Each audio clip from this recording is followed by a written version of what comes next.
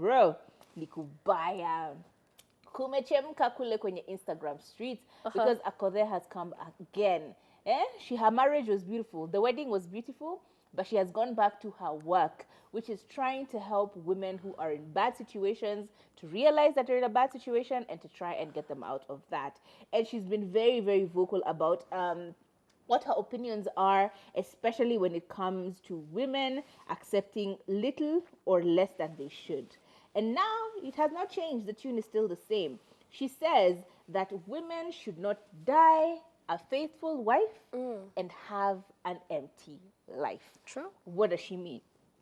According to Akothee, she said this. She said, you should never give a man a platform to disrespect you. Set things straight from the start and let them know what to do and what not to do. Many women are broken and destroyed by relationships that are not worth their investment. True. And honestly, could not agree more. But she did add on something that also put me in a position where I'm like, okay, you have something going on here.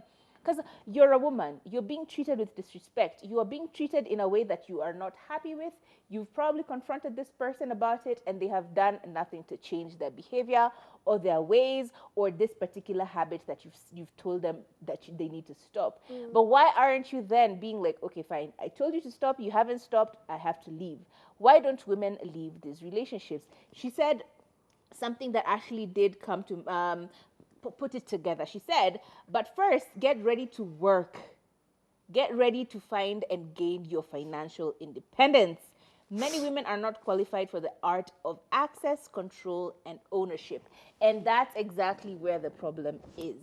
A lot of people don't want to put in the work because for this person to get to this level of financial independence, that is not just serving him, but is serving you, or is not serving her, it's also serving you. They've worked hard. True. They've probably had to stay up at nights, put in a lot of energy and work into making sure finances are in order. And therefore, if you're trying to call them out on behavior and trying to leave, you really need to start considering, by the way, usually that's where people get stuck because you're like, am I going to call them out and risk not having the financial freedom or the financial access that I've had and the comforts that have now been afforded to me because of being with this person?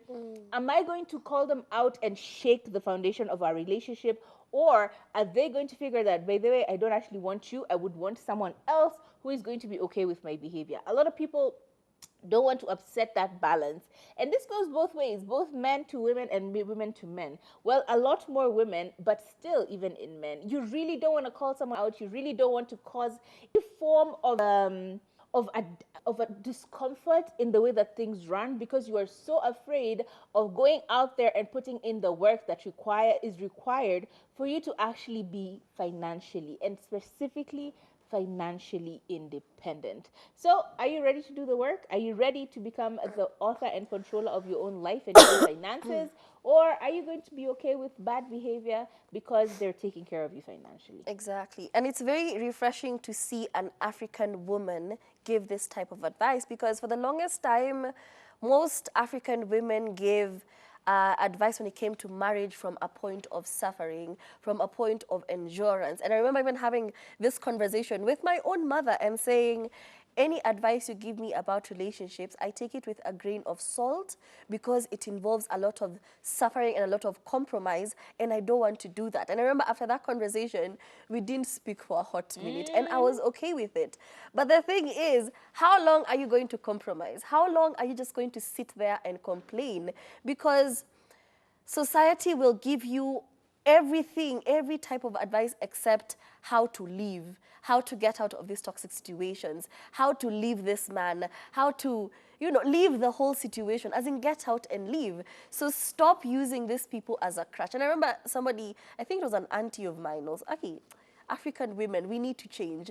And they were just talking, and I happened to eavesdrop, and they were giving advice to a cousin of mine, and they're telling her all these things except this man will never change, get out of the situation. They're just telling her, focus on yourself, you do your own thing, he's going to see how independent and how you don't need him, and then he's going to act right. But how many chances are you going to give somebody to act right? That's the question here. So please, remove yourself from the situation. If he was giving you money, remove yourself from the situation and start from scratch. And there's something very weird that happens when you break up with somebody. When you're going through that breakup season, kuna mlango ina open. As in, I don't know how it happens, but when you're going through a breakup season, there's usually an opportunity to glow up. Please take it. It has happened through all my breakups. I break up with somebody, I'm at rock bottom, I get an ad gig. I break up with somebody, maybe I should break up with more people. Yeah. Ni kama nyota huwa inaongezeka lights after breakup season.